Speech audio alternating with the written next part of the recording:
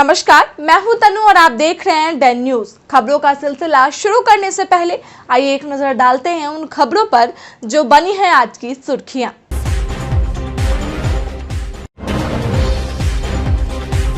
बच्चों गायब होने के विवाद में दो पक्षों में हिंसक झड़प। एक पक्ष के लोगों ने झोपड़ी में लगाई आग। तनाव को देखते हुए भारी संख्या में पुलिस बल कर रही है गांव में कैंप।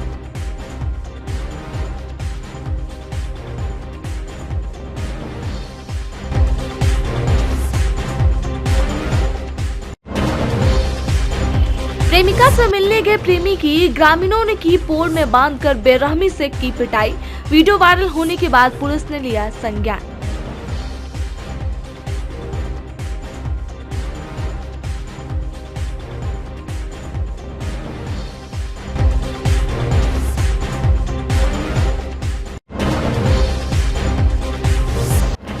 और इंटरमीडिएट परीक्षा की सभी तैयारी पूरी। मुजफ्फरपुर में 65 केंद्रों पर 55,000 छात्र छात्राएं देंगे परीक्षा। सभी छात्र छात्राओं से अपील, परीक्षा के समय से 1 घंटा पहले पहुंचे केंद्र पर।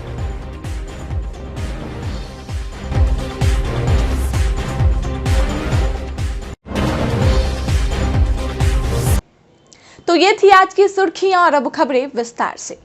मुजफ्फरपुर में बच्चा चोरी को लेकर दो पक्षों के बीच हिंसक झड़प हो गई। एक पक्ष के लोगों ने दूसरे पक्ष के झोपड़ी में आग लगा दी। देखते देखते पूरा इलाका रण क्षेत्र में तब्दील हो गया। मुसहरी थाना इलाके के मोमिनपुर गांव में बच्चा चोरी के मामले को लेकर देर रात दो पक्षों में हिंसक झड़प और भारी बवाल हुआ। पूरा इलाका घंटों तक रण क्षेत्र बना रहा। आक्रोशितों ने एक पक्ष के चौकीदार लाल बाबू राय के झोपड़ी में आग लगाकर इसे फूंक दिया। इससे तनाव और भी बढ़ गया। दोनों तरफ से काफी संख्या में लोग आमने सामने हो गए। जमकर लाठी डंडे और धारदार हथियार भांजा जाने लगा। देखते देखते दोनों पक्षों से 1 दर्जन से अधिक लोग जख्मी हो गए। सूचना मिलने पर मुसहरी थानाध्यक्ष फोर्स लेकर पहुंची, लेकिन तनाव और बवाल देखकर पुलिस की स्थिति संभालने में परेशानी हुई।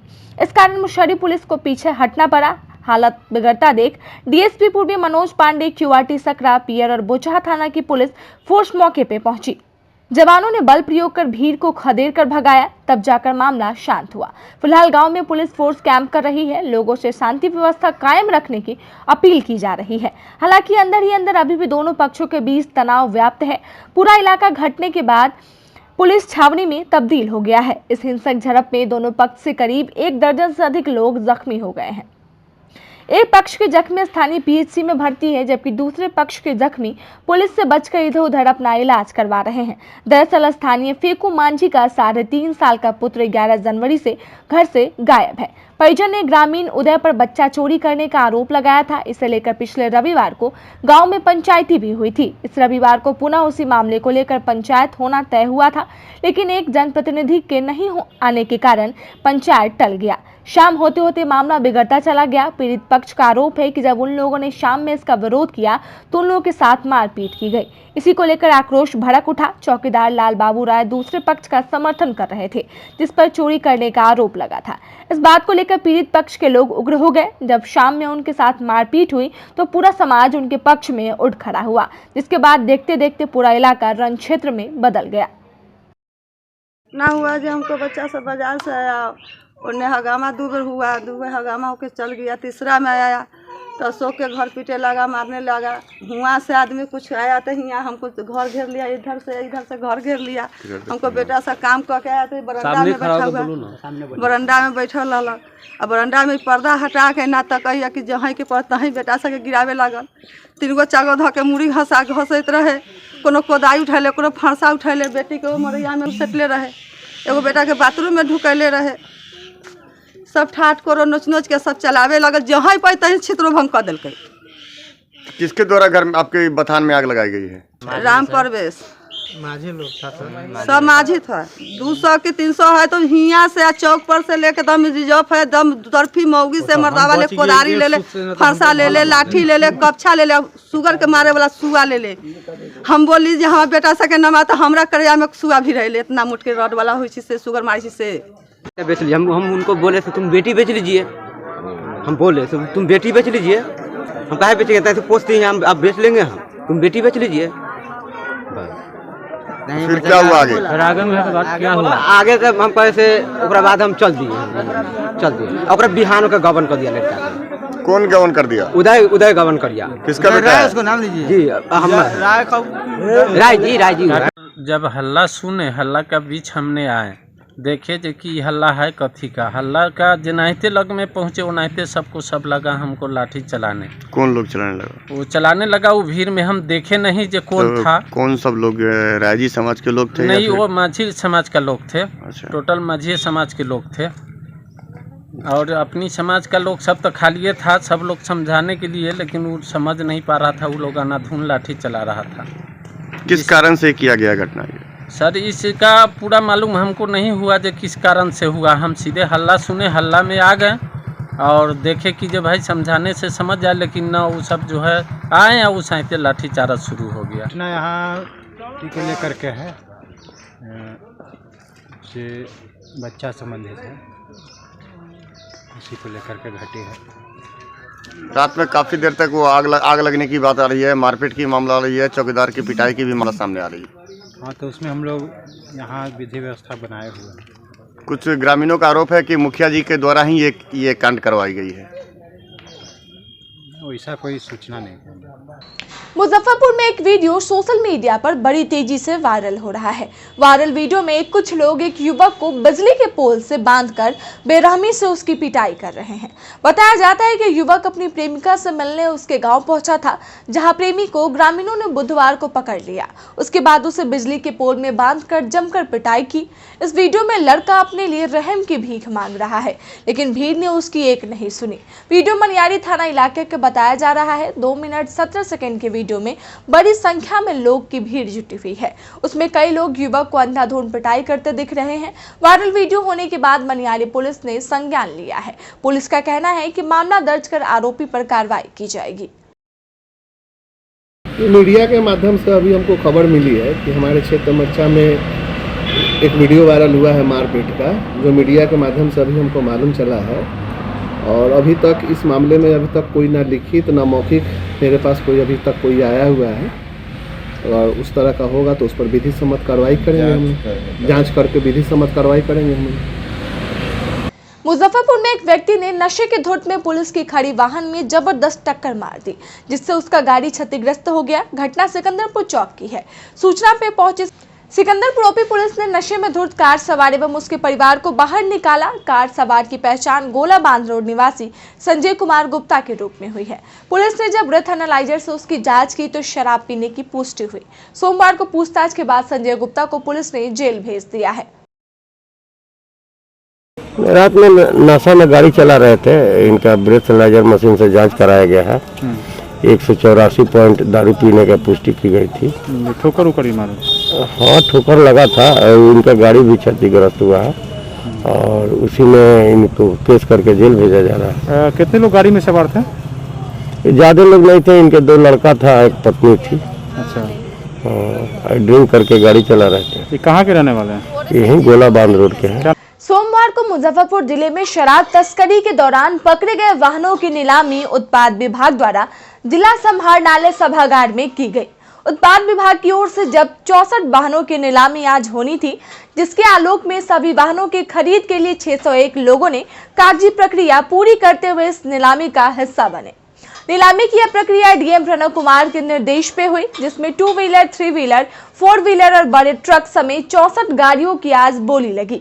सबसे महंगा वाहन के रूप में एक ट्रक की नीलामी हुई, जिसकी कीमत 7 लाख रुपए तक लगी। वहीं शराब तस्करी के काम में लगे जब्त वाहनों को खरीदारी में लोगों ने भी काफी दिलचस्पी दिखाई। मामले की जानकारी देते हुए उत्पाद अधीक्षक संजय कुमार राय ने बताया कि शराबबंदी के बाद तस्करों द्वारा जिस गाड़ी से शराब की तस्करी की जा रही थी, उसे उत्पाद विभाग ने जब्त किया था, जिसकी नीलामी डीएम के आदेश पर की गई है। उत्पाद अधीक्षक ने बताया कि डीएम के द्वारा गठित समिति द्वारा शराब तस्करी के मामले में जब्त किए गए वाहनों को आदेश मिलने के बाद नीलाम किया गया है, जिसमें 1 करोड़ की राजस्व की प्राप्ति हुई है।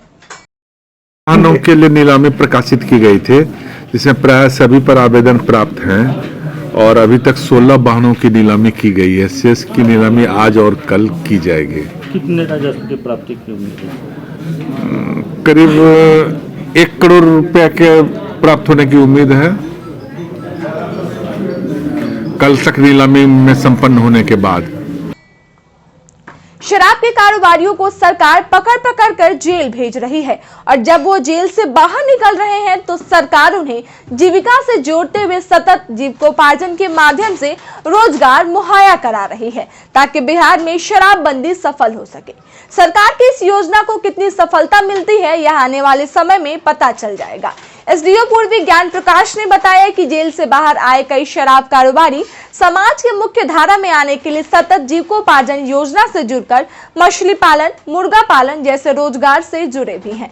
इधर विपक्ष के नेताओं ने एक बार फिर बिहार सरकार पर तंज कसते हुए कहा कि नीतीश सरकार पहले गली गली में शराब बिचवाती है, उसके बाद अचानक शराबबंदी कर लोगों को परेशान किए जाने लगता है। शराबबंदी के साथ बेरोजगार हुए कारोबारियों को अपने हाल पर छोड़ दिया जाता है। अब जब सरकार की काफी फजीहत होने लगी तो शराब कारोबारियों को रोजगार मुहैया कराए जाने की बात कही जाने लगी। जीविका को हम लोग नोडल विभाग बनाए हुए हैं कि जो भी सतत जीविकोपार्जन है, जो भी पहले की शराब के धंधे में जुड़े हुए व्यक्ति थे और आज के डेट में उनको रोजगार चाहिए, उसके लिए जीविका से उसको जोड़ना है, रजिस्टर्ड करना है और फिर उसको बैंक के माध्यम से हम लोग रिफाइनेंसिंग भी कराएंगे। और जो भी ग्रामीण स्तर पर जो रोजगार है, जो मछली पालन है, कुक्कुट पालन है, जो है वो अपना रोजगार जो करना चाहते हैं या कोई दुकान ही चलाना चाहता है तो उसको लोग हम लोग जीविका से जोड़ के उसको फाइनेंसिंग की सुविधा उपलब्ध कराएंगे ताकि वह अपना रोजगार अच्छा से कर सके और मेन स्ट्रीम में जुट सके।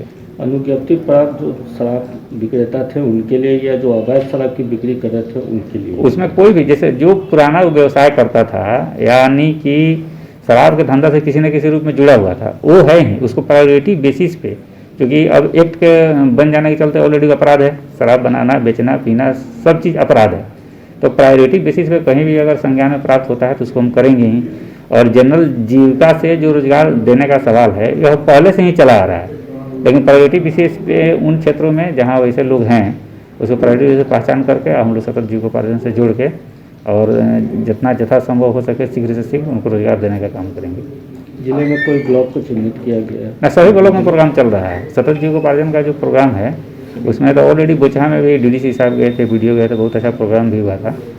हम लोग भी जहाँ जहाँ मीटिंग कर रहे हैं सभी जगह सतत जीविकोपार्जन के बारे में बताया जा रहा है। अभी कल की घटना एक मुसहरी में हो गई है, अभी अनुमंडल पुलिस पदाधिकारी से भी बात हुई है तो उसको भी हम लोग प्रायोरिटी बेसिस पे लेकर सभी को रोजगार से जोड़ें। और वहाँ जो इस धंधा छोड़े हुए हैं वो ऑलरेडी लोग इंटरेस्टेड भी हैं, जैसे अभी एसडीपीओ से जैसे बात हुई थी तो उसको तुरंत हम लोग विलम्ब छानबीन करके उसमें जो भी योग्य हैं उसको हम लोग प्रयास करेंगे कि सतत जीविकोपार्जन से जोड़ें। सोमवार को सरस्वती पूजा को लेकर एसडीओ पूर्वी ज्ञान प्रकाश ने बताया कि सभी थाना और ओपी के अध्यक्ष, जनप्रतिनिधियों, बुद्धिजीवियों एवं पूजा समिति के सदस्यों के साथ जल्द ही बैठक की जाएगी जिसमें सरस्वती पूजा को लेकर चर्चा होगी। एसडीओ पूर्वी ज्ञान प्रकाश ने बताया कि सरस्वती पूजा को लेकर सरकार द्वारा जारी किए गए गाइडलाइन का 100% पालन किया जाना है। उन्होंने प्रतिमा स्थापित के लिए सशर्त लाइसेंस निर्गत करने की बात कही है। साथ ही बताया कि गुरुवार 17 फरवरी को ही प्रतिमा का विसर्जन कर लिया जाना है। उन्होंने बताया कि पूजा एवं विसर्जन के दौरान डीजे पे पूर्ण प्रतिबंध रहेगा। छोटे छोटे बॉक्स और लाउडस्पीकर पर पूजा के दौरान केवल भक्ति गीत ही बजाए जाएंगे। अगर कोई अश्लील अथवा भड़काऊ गाना बजाता है तो उन पर कड़ी कार्रवाई की जाएगी। उन्होंने कहा कि किसी भी सांस्कृतिक कार्यक्रम का आयोजन नहीं किया जाएगा। साथ ही सार्वजनिक स्थलों पर पूजा पर पूर्ण पाबंदी लगाई गई है। साथ ही उन्होंने कहा कि प्रतिमा विसर्जन के दौरान जुलूस में सीमित संख्या में ही लोग रहेंगे। पूजा के लिए तो ऑलरेडी गवर्नमेंट का गाइडलाइन निकल चुका है और कल हम लोग को टाउन थाना में शांति समिति की बैठक भी है और सभी थानाध्यक्ष को लेटर उसमें भी दे दिया गया है कि कोई भी सार्वजनिक जगह है उस पर सरस्वती पूजा करने पे यथासंभव प्रयास करना है कि सार्वजनिक जगह पे नहीं करना है। दूसरी बात है कि उसमें मैक्सिमम संख्या लिमिट है 50 और दोनों डोज का सर्टिफिकेट उनको लिया होना चाहिए। और जो मेन रूप से जो चिन्हित हॉस्टल है तो प्रतिमा का साइज भी छोटा रहेगा और कहीं पंडाल भी लगाना है तो उसमें हम लोग डायरेक्शन दिए हैं कि 20 बाई 20 का पंडाल रहे, क्योंकि मैक्सिमम क्षमता 50 ही है, उसी के अनुसार शांतिपूर्ण ढंग से पूजा करना है। थानों को भी जो इसमें लाइसेंस वगैरह निर्गत करने का भी निर्देश है क्या? हाँ, तो उसी के आलोक में कोविड प्रोटोकॉल का जो ऑलरेडी गाइडलाइन लिखा हुआ है उसी के आलोक में थाना के द्वारा और टाउन डीएसपी के द्वारा ज्वाइंट सिग्नेचर करके दिया जाएगा। 1 फरवरी से होने वाली इंटर परीक्षा को लेकर तैयारी पूरी कर ली गई है। परीक्षा पूरी तरह से शांतिपूर्ण और कदाचार मुक्त माहौल में संपन्न हो, इसके लिए जिलाधिकारी प्रणव कुमार ने अधिकारियों को आवश्यक निर्देश दे दिया है। जिलाधिकारी की ओर से सभी अधिकारियों की परीक्षा को लेकर जारी गाइडलाइन से अवगत कराते हुए हर हाल में कदाचार मुक्त परीक्षा कराने का निर्देश दिया है, जिसे लेकर के सभी परीक्षा केंद्रों पर सीसीटीवी के साथ वीडियोग्राफी की निगरानी में परीक्षा होगी। परीक्षा को लेकर सभी परीक्षा केंद्रों के 500 मीटर रेडियस में धारा 144 रहेगी। परीक्षा 2 पारी में होगी तथा प्रत्येक केंद्र पे परीक्षा प्रारंभ होने से पूर्व सभी परीक्षा कक्ष को अनिवार्य रूप से सैनिटाइज कराने की व्यवस्था संबंधित केंद्राधीक्षकों द्वारा की जाएगी। एसडीओ पूर्वी ज्ञान प्रकाश ने बताया कि परीक्षा केंद्र पर वीक्षक और अन्य कर्मी मोबाइल लेकर नहीं जाएंगे। इसकी जिम्मेवारी मजिस्ट्रेट, पुलिस पदाधिकारी व केंद्र अधीक्षकों की होगी। परीक्षा के दौरान मोबाइल का प्रयोग पूरी तरह से बंद रहेगा, साथ ही अन्य प्रकार के इलेक्ट्रॉनिक उपकरण प्रयोग करना भी वंचित रहेगा। केंद्र अधीक्षकों के सहयोग से जो वीक्षक या कर्मी मौजूद रहेंगे उनके पास भी मोबाइल नहीं रहेगा। इधर सभी केंद्रों पर वीडियोग्राफी की व्यवस्था रहेगी। मुख्य व अन्य स्थानों पर सीसीटीवी कैमरा लगाया जाएगा, यानी कि परीक्षा वीडियोग्राफी और सीसीटीवी कैमरे की नजर में होगी। साथ ही इसकी जानकारी फ्लैक्स के माध्यम से दी जाएगी। केंद्र के पास भीड़ भाड़ को देखते हुए पुलिस की भी तैनाती की जाएगी। साथ ही उन्होंने परीक्षार्थियों से अपील की है कि परीक्षा के लिए घरों से 1 घंटा पहले निकले, जिससे ससमय परीक्षा में शामिल हो सके। इंटर का जो एग्जाम शुरू होने जा रहा है, इसके लिए ऑलरेडी परसों ही हम लोग मीटिंग किए हुए हैं और उसमें जो टाइमिंग दिया हुआ है, तो जो भी हमारा पेट्रोलिंग मजिस्ट्रेट है उसको सख्त हिदायत दी गई है कि सुबह का फर्स्ट सिटिंग का जो है 7 बजे क्वेश्चन पेपर लेके उसको पहुंचा देना है सेंटर पे, और सेकंड हाफ का जो है वह 11 बजे। और दूसरी बात है कि पेट्रोलिंग मजिस्ट्रेट को इसलिए टाइमली किया गया है कि चूँकि जाम की समस्या रहती ही है। दूसरी जो हम लोग की छात्र और छात्रा हैं तो निश्चित है कि संख्या अधिक है, तो ट्रैफिक लोड बढ़ेगा ही। तो इसीलिए जो 80 था, जो हम लोग का होमगार्ड डिप्टेशन था उसमें ट्रैफिक में, उसको 90 कर दिया गया। ठीक है, और सभी जो इम्पोर्टेंट है उसके लिए ट्रैफिक प्लान भी हम लोग बना लिए हैं, और जो भी ट्रैफिक जो इम्पोर्टेंट जगह होगा सभी जगह पर अलग से मजिस्ट्रेट और पुलिस पदाधिकारी की प्रतिनियुक्ति रहेगी, ये कोई भी कंजेशन नहीं हो पाए। साथ ही जो भी एग्जाम देने वाले परीक्षार्थी है उनसे भी अनुरोध है कि वो भी कम से कम 1 घंटा अपना समय अतिरिक्त लेके ही अपना सेंटर पर जाना सुनिश्चित करेंगे, कि ताकि बीच में अगर जाम की समस्या भी होगी तो टाइमली वो अपना परीक्षा केंद्र पर पहुँच सकें। यदि कोई अभ्यर्थी को टीका अगर नहीं लग पाया, नहीं लगवा पाया तो उनका क्या? टीका नहीं लगा पाए तो अभी भी अनुरोध है कि आज भी हमारा सब वैक्सीनेशन सेंटर खुला हुआ है। उन लोगों से अनुरोध है कि वो अपना टीका ले सकते हैं। अगर टीका नहीं ही लिया है तो उसके लिए उसको जो केंद्र अधीक्षक है उसको अलग से गाइडलाइन हम लोग दिया गया है, बोर्ड के अनुसार ही उसको अलग से गाइडलाइन, उसके अनुसार हम कार्रवाई करेंगे। सोमवार को बिहार के प्रथम मुख्यमंत्री बिहार के श्री कृष्ण सिंह की 61वीं पुण्यतिथि भूमिहार ब्राह्मण सामाजिक फ्रंट की ओर से आयोजित कर उनके तस्वीर पर पुष्प अर्पित कर श्रद्धा सुमन अर्पित किया गया। बीबीगंज स्थित पूर्व मंत्री अजीत कुमार के आवास पर आयोजित इस कार्यक्रम का शुभारंभ फ्रंट के प्रदेश अध्यक्ष पूर्व मंत्री सुरेश शर्मा और कार्यकारी अध्यक्ष पूर्व मंत्री अजीत कुमार ने संयुक्त रूप से दीप प्रज्वलित कर किया। इस अवसर पर पूर्व मंत्री अजीत कुमार ने कहा कि श्री बाबू समकालीन भारतीय राजनीति के दिव्यमान राजनेता थे। वो संघर्षशील, जुझारू और दूरदर्शी सोच के व्यक्ति थे। श्री बाबू सामाजिक न्याय और सांप्रदायिक सद्भाव के प्रणेता थे। वहीं फ्रंट के अध्यक्ष सुरेश शर्मा ने कहा कि उन्होंने समाज के सभी वर्गों के संतुलित विकास पर ध्यान देते हुए बिहार और इस देश को बहुत कुछ दिया था। श्री बाबू स्वामी सहजानंद सरस्वती के विचारों से प्रभावित होकर इस देश में पहली बार बिहार की जमींदारी प्रथा का उन्मूलन प्रारंभ किया था। वो महामानव थे। समाज के गरीब लोगों के प्रति उनके दिल में यह अथाह श्रद्धा था। श्रद्धांजलि कार्यक्रम के दौरान फ्रंट के कार्यकर्ताओं ने सर्वसम्मति से प्रस्ताव पारित कर भारत सरकार से श्री बाबू को भारत रत्न की उपाधि प्रदान करने की मांग की। माता महान स्वतंत्रता सेनानी और इस राज्य के विभूति बिहार के प्रथम मुख्यमंत्री स्वर्गीय श्री कृष्ण सिंह के पुण्यतिथि पर भूमिहार ब्राह्मण सामाजिक फ्रंट की ओर से आज हम सब इकट्ठा होकर श्री बाबू के चरणों में श्रद्धा सुमन अर्पित करते हैं। श्री बाबू महामानव थे। आज जो कृति उनके द्वारा उनके कार्यकाल में किया गया वह कृति भी धूमिल होते जा रहा है। बिहार के अंदर जितने कल कारखाने, जितने शैक्षणिक संस्थान और जो भी प्रोजेक्ट लगा वो आज की सरकार उसको सही ढंग से चला नहीं पा रही है। कितना कारखाना तो बंद हो गया। खासकर जो किसानों के लिए उनके मन में काफी बेचैनी थी। जो चीनी मिलें उस टाइम खुला, आज सारा का सारा बिहार में चीनी मिल बंद हो गया। तो मेरा कहना है कि श्री बाबू महामानव थे, भगवान थे, इस युग के वो भगवान थे। उन्होंने अपने जीवन में न जात पात किया, न ऊंच नीच का भेदभाव रखा, सबको साथ लेकर चलने का उनका जो एक संकल्प था, निश्चित रूप से वह संकल्प हम सब के लिए आज आदर्श है। हम आज फिर उनके चरणों में श्रद्धा सुमन अर्पित करते हैं और मुख्य रूप से हम आपको स्पष्ट बताना चाहते हैं कि भूमिहार ब्राह्मण सामाजिक फ्रंट का श्री बाबू आदर्श हैं और हम इन्हीं के बताए हुए रास्ते, इन्हीं के पद चिन्ह पर चलकर न केवल समाज को मजबूत करेंगे बल्कि पुरखों के विरासत को पुनर्स्थापित करेंगे। प्रथम प्रधानमंत्री डॉक्टर बिहार केसरी डॉक्टर श्री कृष्ण सिंह का आज पुण्यतिथि। पूरा बिहार में श्री बाबू की राजनीतिक सोच प्रकाष्ठा पर रही है। बिहार, उसके बाद बिहार का जो विकास श्री बाबू के रिजिम में हुआ, बिहार द्वितीय स्थान पर, आर्थिक तौर पर पूरे देश में द्वितीय स्थान पर था और एडमिनिस्ट्रेशन में प्रथम स्थान पर था। आज ऐसे व्यक्तित्व के आदर्शों की परिकल्पना करना भी मुश्किल हो रहा है। हम चाहेंगे कि राजनीतिक बिहार के श्रेष्ठ श्री बाबू बिहार केसरी इसी के लिए जाने जाते थे और हम सब लोग आज उनके पुण्यतिथि पर एकत्रित हुए हैं। श्री बाबू समाज नहीं पूरे देश के प्रेरणा स्रोत रहे हैं। श्री बाबू एक ऐसे व्यक्तित्व थे जो बिहार नहीं देश के लिए सबसे पहले जिम्मेदारी एबॉलिश करवाया।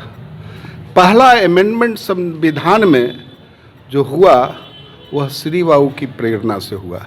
महान स्वतंत्रता सेनानी बिहार के प्रथम मुख्यमंत्री बिहार केसरी डॉक्टर श्री कृष्ण सिंह की 61वीं पुण्यतिथि पर नागरिक मोर्चा, श्री नवयुवक समिति ट्रस्ट और कपूरी विचार मंच के संयुक्त तत्वाधान में भगवान लाल पुस्तकालय भवन में श्रद्धांजलि समारोह का आयोजन किया गया, जिसमें मोर्चा के महासचिव मोहन प्रसाद सिन्हा, वरिष्ठ समाज सेविका उषा किरण श्रीवास्तव, अधिवक्ता मुन्नी चौधरी सहित उपस्थित लोगों ने उनके चित्र पर पुष्प चढ़ाकर श्रद्धा सुमन अर्पित किया।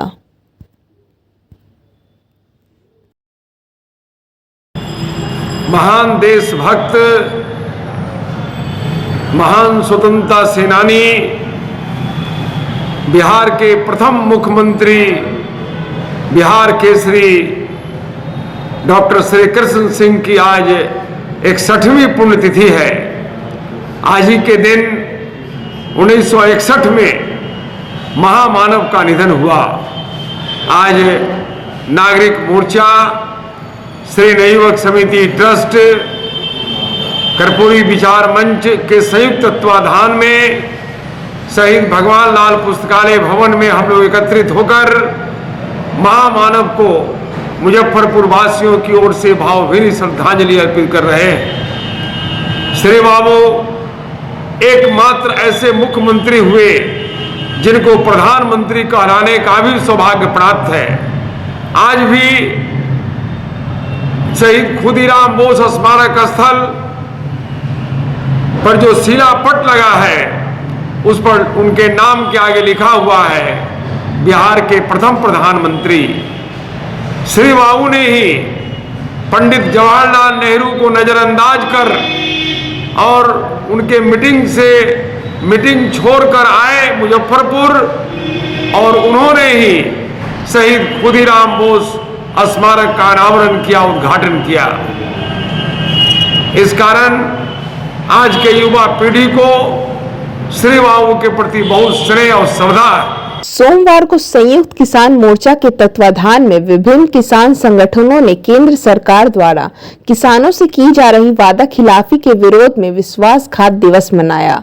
जिसमें मोती झील स्थित कार्यालय से जुलूस निकालकर जिलाधिकारी के समक्ष प्रदर्शन किया और जिलाधिकारी के माध्यम से राष्ट्रपति को ज्ञापन सौंपा।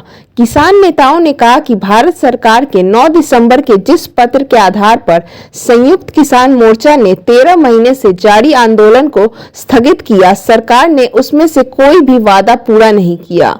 इसलिए पूरे देश के किसानों ने आज के दिन को विश्वासघात दिवस के रूप में मनाया है। मौके पर सैकड़ों किसान मौजूद रहे। आज पूरे भारत में जो 9 महीना से जो है 13 महीना से किसान आंदोलन दिल्ली में जो चल रहा था, जो समझौता हुआ था कि किसानों का जो किसान आंदोलन में जो जिनको मृत्यु हुआ है उनको हम जो है मुआवजा देंगे। 2021 बिजली कानून को हम वापस लेंगे। अजय टेनी जो मंत्री था उसको हम बर्खास्त करेंगे और उसके बाद जो है MSP पर हम जो है कमेटी बनाएंगे।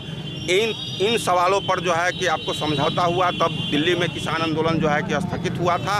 लेकिन ये केंद्र के मोदी सरकार ये जो डिमांड जो समझौता हुआ उसके हिसाब से अभी तक जो है कोई काम नहीं जो है किए हैं। वहाँ पर ये भी समझौता हुआ था कि देश के अंदर जो किसान आंदोलन में जो किसानों पर केस हुआ है उसको वापस जो है लिया जाएगा। लेकिन ये मोदी सरकार देश के अंदर किसानों के साथ जो है धोखा दिया है। आज पूरे भारत के अंदर हम विश्वासघात दिवस मना रहे हैं और हम मांग कर रहे हैं इस मोदी सरकार से कि अविलंब जो है किसानों के साथ जो समझौता हुआ था, जो 5 सूत्री मांग उसको पूरा किया जाए, नहीं तो हम किसान मोर्चा के लोग पूरे देश में फिर जो है उग्र आंदोलन करेंगे। फिर हम जो है कि आपको पूरे देश व्यापी जो है जन आंदोलन करेंगे। स्मार्ट सिटी के नाम पर पूरे शहर को गड्ढों में तब्दील कर दिया गया है। वहीं दूसरी ओर मंगलवार से शुरू होने वाले इंटरमीडिएट परीक्षा को लेकर 1 लाख से अधिक परीक्षार्थी और उनके परिजन शहर में मौजूद है।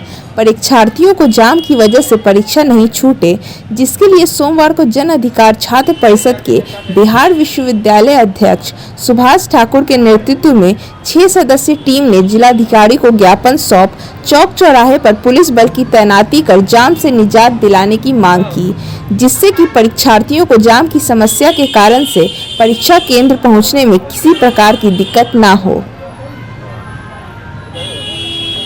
आज जिलाधिकारी महोदय से मिले हैं। इंटर की एग्ज़ाम जो कल से शुरू होने वाला है, जो कि मुजफ्फरपुर शहर में जगह जगह पर स्मार्ट सिटी बन रहा है, स्मार्ट सिटी का काम चालू है। जगह जगह पर हत्ता नाला खोन के बहुत सारी समस्या है शहर में। इसके कारण हम आज जन अधिकार पार्टी आज जिलाधिकारी से मिले हैं और यातायात ठीक करने के लिए ज्ञापन दिए हैं। सोमवार को एक प्रयास मंच की ओर से पुरानी गुदरी बहलखाना रोड स्थित माई स्थान के समीप बिहार सरकार द्वारा चलाए जा रहे कोरोना वैक्सीन का वैक्सीनेशन कैंप लगाया गया, जिसमें बुजुर्ग, युवा, महिला सहित लगभग 100 लोगों को टीका दिया गया। साथ ही मास्क का वितरण भी किया गया। मौके पर मंच के संस्थापक संजय रजक सहित काफी संख्या में लोग मौजूद रहे। आज एक प्रयास मंच के द्वारा पुरानी गुजरी बहलखाना रोड स्थित माई स्थान के पास कोरोना संक्रमण से बचाव के लिए कोरोना वैक्सीन शिविर का आयोजन किया गया। कोरोना वायरस से मुजफ्फरपुर ही नहीं पूरा देश इसका सामना कर रहा है और ऐसे में इस बीमारी से हमें डरना नहीं है, लड़ना है। और इसका 2 ही उपाय है, एक वैक्सीन और इनका नियम। तो वैक्सीन में अभी 15 साल से जो भी लोग हैं उनका, और साथ ही 18 साल से ऊपर जो भी लोग हैं उन सभी लोगों को पहला डोज और दूसरा डोज भी दिया गया। और साथ ही लोगों से यह कहा गया है कि हमेशा मास्क लगाएं और साथ ही सोशल डिस्टेंसिंग का पालन करें और समय समय पर हाथ को धोएं। और साथ ही मैं संजय रजक और अपने मंच के माध्यम से आप सभी लोगों से अपील करता हूं कि आप लोग भी आगे आए और कोरोना का पहला दूसरा डोज लें और अपने साथ, अपने मुजफ्फरपुर के साथ अपना देश को कोरोना मुक्त देश बनाएं। आज की खबरों में बस इतना ही। कल फिर मिलेंगे कुछ नई खबरों के साथ। तब तक के लिए दीजिए डेन न्यूज परिवार को इजाजत। नमस्कार।